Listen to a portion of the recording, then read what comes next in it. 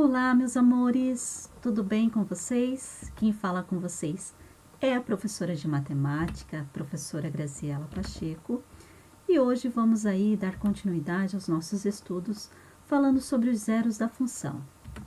Pegue seu material e venha comigo. Zeros da função afim, conhecida como função do primeiro grau. Vamos lá? Denomina-se zero da função afim o valor do número real x para o qual se tem y igual a zero. Então, olha só. Antes, nós tínhamos o quê? Nós tínhamos um valor para x, e através desse valor que nós tínhamos para x, nós achávamos o valor de y, ok? Lembram disso? Olha só. Aqui, ó, esse f de x nós aprendemos na aula anterior, que é a mesma coisa que eu ter y igual a ax mais b, ok? Por quê? Porque aqui, ó, eu tô dizendo que eu tenho uma função de x. Quem é que fica em função do x? É o meu y, ok? Então, vamos lá. Nós também já aprendemos que quando eu tenho aqui, por exemplo, 3 vezes 5 igual a 15. A ordem aqui, se eu mudar a posição deles, desde que eles continuem iguais, não vai mudar o resultado. Por exemplo, eu ter 3 vezes 5 igual a 15 e eu ter 15 igual a 3 vezes 5 é a mesma coisa, ok? Então, se eu mudar a ordem aqui, ó, colocar o y para o outro lado e tudo isso aqui para o lado de cá, também não vai mudar a ordem. O que eu estou dizendo aqui? Que algebricamente nós utilizamos, quando utilizamos uma igualdade a zero, deixa a prof apagar aqui. Olha só, nós usamos então, aqui denomina-se zero da função afim, quando eu queria achar o valor de x quando o meu y for zero. Então, eu estou dizendo que o meu y vai ser zero. Então, vai ser zero igual a ax mais b. Só que, algebricamente, nós não usamos nesse formato aqui. Nós usamos nesse formato aqui, ó. O ax mais b igual a zero. Eu estou dizendo que ax mais b igual a y. E o y vai valer zero. Então, isso é achar o zero da função afim. Vamos para um exemplo? Olha só. Vamos determinar o zero da função definida por y igual a x menos 3. Então, vamos lá. Eu tenho aqui, ó, que y igual a x menos 3. Lembra que a prof falou que, algebricamente, a gente utiliza em um outro formato. Então, algebricamente, nós vamos dizer que isso daqui é a mesma coisa que o quê? X menos 3 igual a y. E agora, para determinar o zero dessa função, eu vou dizer que y vale zero. Então, eu vou ter que x menos 3 é igual a zero. E agora, eu vou resolver da forma que nós já aprendemos. Quando eu quero achar um valor de uma incógnita, dessa letra, no caso x, eu tenho que isolar ela, deixar ela sozinha. O zero vai ficar desse lado e o quem está com x vai passar do outro lado da igualdade.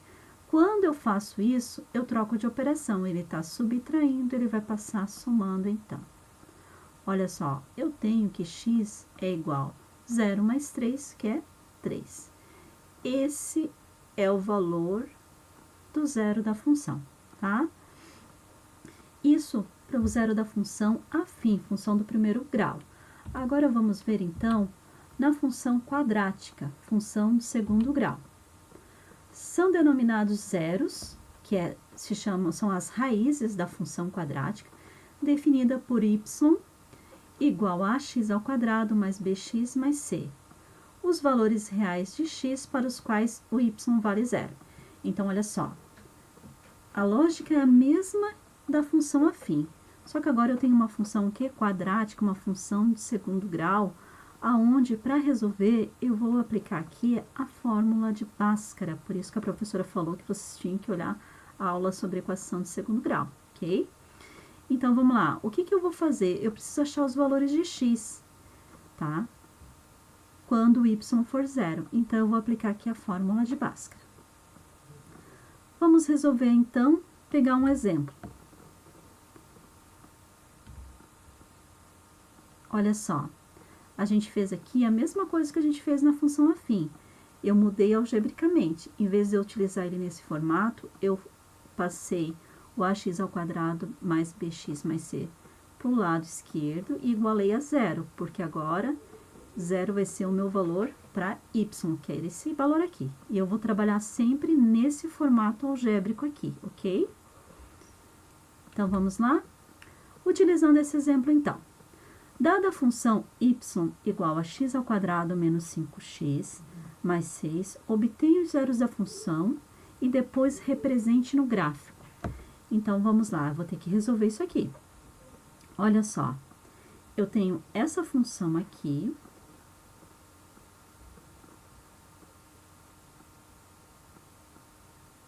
aonde ele está me pedindo para obter os zeros das funções. Então, primeiro, eu vou representar ela algebricamente. Olha como é que eu faço. X ao quadrado menos 5x mais 6 igual a y, que é zero. É isso que eu quero, tá? O y vai valer zero. E agora eu vou resolver. Vocês vejam que eu cheguei a uma equação de segundo grau. Para resolver, eu preciso aí utilizar a fórmula de Bhaskara.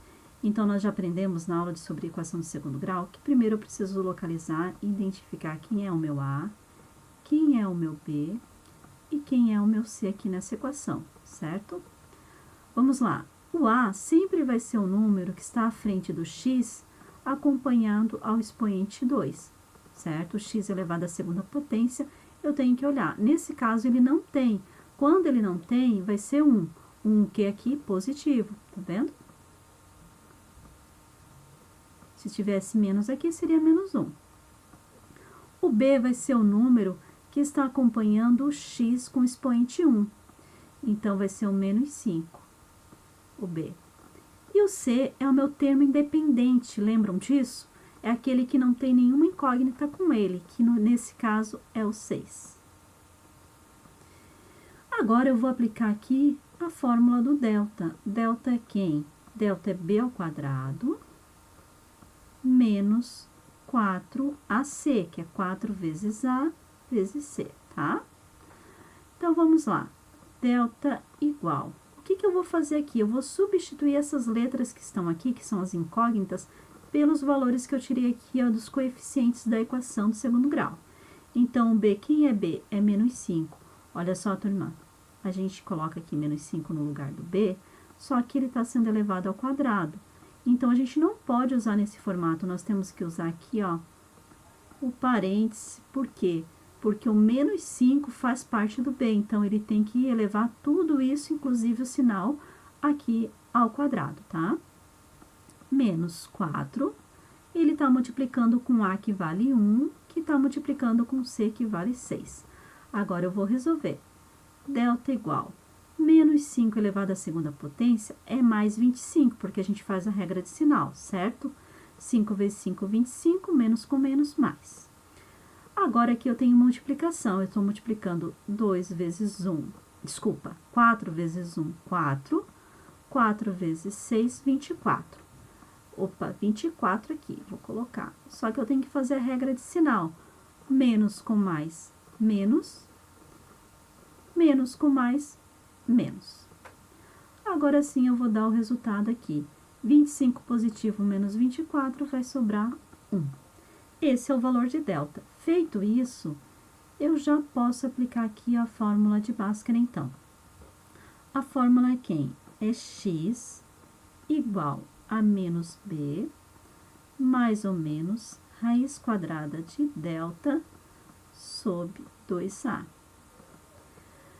Substituindo os valores, então, eu tenho que x é igual a menos b. Olha só, turma, o b vale quanto? Aqui, menos 5, estão vendo aqui? Se ele vale menos 5 aqui, é o valor de b. Professora, mas eu já tenho menos aqui. Esse menos é da fórmula, ele continua. Então, eu tenho que abrir um parênteses aqui e colocar menos 5, ok? Porque quem vale b, b vale menos 5. Esse menos é da fórmula, ok? Muitos alunos erram aqui, ó. Mais ou menos raiz quadrada de 1. Vamos lá, então.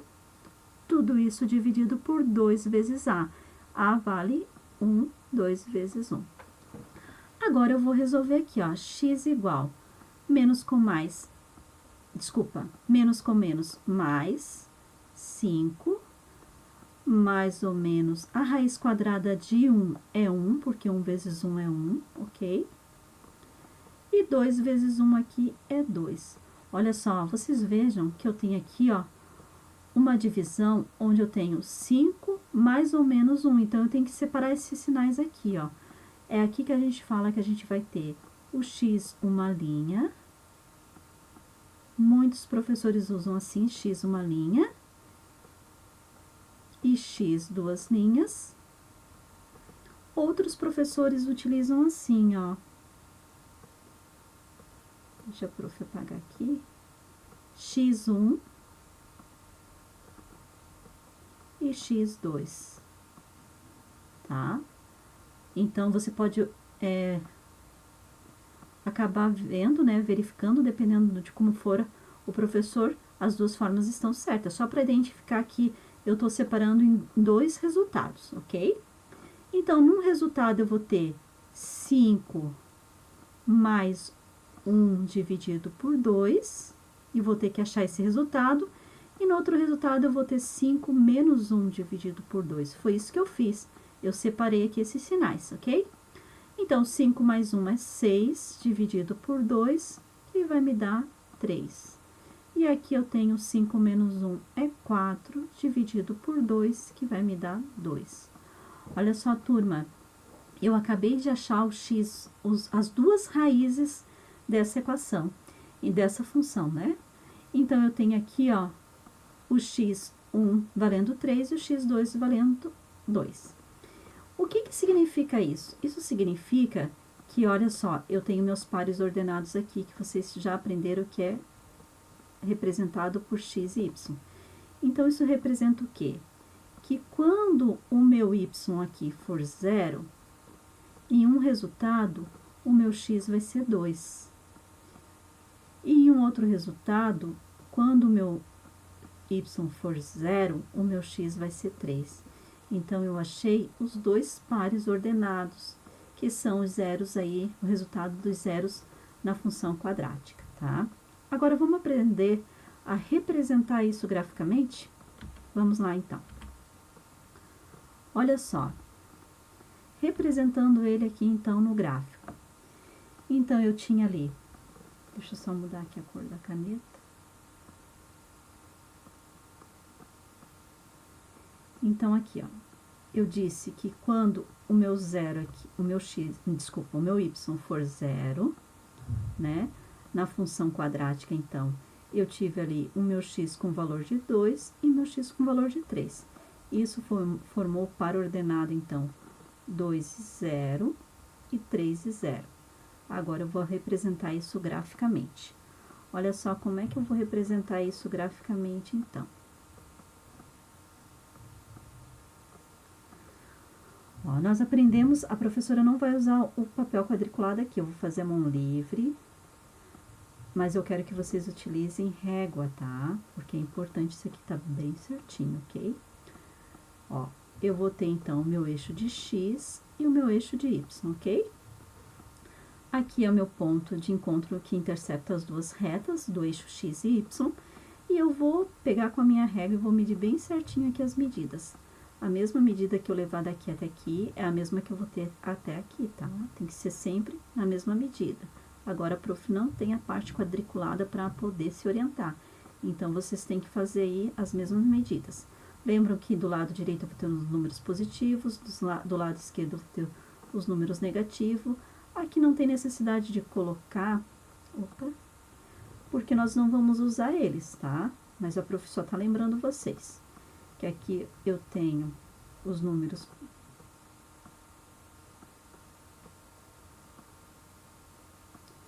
Eu tenho aqui os números positivos para cima. E para baixo aqui no eixo de y eu tenho os números negativos, então, ok? Vamos lá. Então, vamos localizar aqui os pares ordenados. Ali tá me dizendo que o meu x vai valer 2. Quando o meu x valer 2, o meu y vai ser 0. Olha só, o 0 de y é aqui. Então, quando ele for encontrar com 2, o meu ponto dessa coordenada vai ser localizado aqui, ó, bem em cima do eixo X, tá? Isso vai acontecer também para o próximo par ordenado, 3 e 0, vai dar a mesma coisa, ele vai se localizar aqui, ó. Agora, eu tenho que fazer o desenho desenho gráfico, a representação gráfica dessa função de segundo grau, somente com esses dois pontos. Vocês vejam que quando a gente fez na aula anterior, foi mais fácil, porque tinha outros pontos, agora eu só tenho 2 pontos. Como é que eu vou saber, professora, se eu vou fazer o desenho da minha parábola assim, ou se eu vou fazer ela assim, professora, para baixo, porque agora eu só tenho 2 pontos para interligar eles. Eu já sei que o desenho, a representação gráfica é uma parábola, não é uma reta, então vai ser um desses 2 desenhos, agora eu tenho que saber qual. Olha só, eu vou me orientar por aqui, ó, tá vendo aqui, ó? Qual é o número que eu tenho na frente aqui? Qual que é o número de A? Lembra que o A valia quanto no A? Ele valia 1. O quê? Positivo ou negativo? Positivo. Então, quando ele for positivo, a parábola vai ter a concavidade virada para cima. Quando ele for negativo, vai ser para baixo. Então, a representação gráfica aqui dessa parábola, a prof está fazendo a mão livre, então vocês me perdoem que não está tão bonito. Olha só, é essa representação gráfica que ela vai ter. Aqui eu estou representando o zero da função quadrática dessa função aqui, ó, graficamente, ok? Vamos então, a prof trouxe para vocês um resumo sobre como identificar então a concavidade da parábola. Vamos usar esse exemplo que a gente usou agora dessa função. Olha só, esse resumo está no material de vocês e é bem importante, tá? Olha só. Primeiro, saber se a concavidade dela é voltada para cima, olha, essas 13 que são voltadas para cima ou voltada para baixo. Então, quando o meu A for maior que 0, o que é maior que 0? Quando ele é positivo. Então, aqui, ó, quando o A for positivo, a concavidade é virada para cima. Quando o meu A for menor que 0, significa quando ele for negativo, é virada para baixo, ok? Agora, vamos lá. Quando eu resolvo a equação do segundo grau lá, que eu acho o valor do delta, lembram lá? O valor do delta, que é b ao quadrado menos 4ac, menos 4 vezes a vezes c. Quando eu resolvo isso, o valor que me dá aqui, ó, do delta, é que vai dizer se eu vou ter quantas respostas aí, quantas raízes reais eu vou ter. Então, vamos lá. Se o meu delta for menor que 0, olha só, desculpa, maior que 0, que tá um sinal de maior, quando o meu delta for maior que 0, o que eu vou ter? Eu vou ter a função com 2 raízes, olha só, ela vai ter 2 raízes, que nem essa que a gente acabou de resolver. Ela vai ter 2 raízes reais e distintas. O que é distintas? É diferentes, 2 valores diferentes, tá? E a parábola vai cortar o eixo x em 2 pontos, olha aqui. Ele vai cortar aqui nesse ponto e vai cortar aqui nesse outro ponto aqui, ó. Foi o problema que nós fizemos agora, acabamos de fazer, foi esse desenho que ele nos deu, foi essa representação gráfica, ok? Porque nós achamos 2 raízes distintas, diferentes, e ele cortou o x aí, o eixo x em 2 pontos. Agora, quando o delta for menor, quando o delta for negativo, o que acontece? A função, ela não tem raiz real, olha só. E aí, a parábola, o que acontece com a parábola? Ela não vai cortar o eixo x, olha aqui, ela não encosta no eixo x. Isso daqui nós aprendemos lá quando a gente aprendeu radiciação, a gente aprendeu que a raiz quadrada de um número negativo eu não consigo, não pertence aos reais. Lembram disso? Porque eu não consigo aqui tirar a raiz quadrada de um número negativo aqui dentro. Então, quando eu tiver um delta aqui, o meu delta, ele dá esse valor aqui, ó, o delta for um número negativo, né? O que acontece? Quando eu for aplicar na fórmula de Bhaskara lá, eu não vou conseguir tirar aquela raiz ali, ok? Então, quando o delta for um número negativo, nós não temos raízes reais, então a minha parábola não vai cortar o eixo x. Quando o delta for igual a 0, quando o delta der 0, aí eu vou ter o quê? duas raízes iguais, elas vão cortar o eixo X. Elas não vão cortar, na realidade, elas vão encostar aqui, né? Cortar é quando ultrapassa. Opa! Tá difícil aqui. Olha só, elas vão encostar aqui, ó. A parábola vai ser tangente ao eixo X, tá? Quando ele for igual a zero, então. É isso, pessoal. Isso aí é um resumo, então, né, da representação gráfica. As nossas aulas, então, chegaram ao fim referente à função. Eu espero que vocês tenham gostado, que tenham se apropriado de todo esse conhecimento. Ele é muito importante para vocês e para a continuidade também dos estudos aí, quando vocês forem para o ensino médio também, tá bom? Agora é com você. Coloque em prática tudo isso que você aprendeu com as atividades do material de estudo. Bons estudos, turma. Até a próxima e um grande beijo. Fiquem com Deus.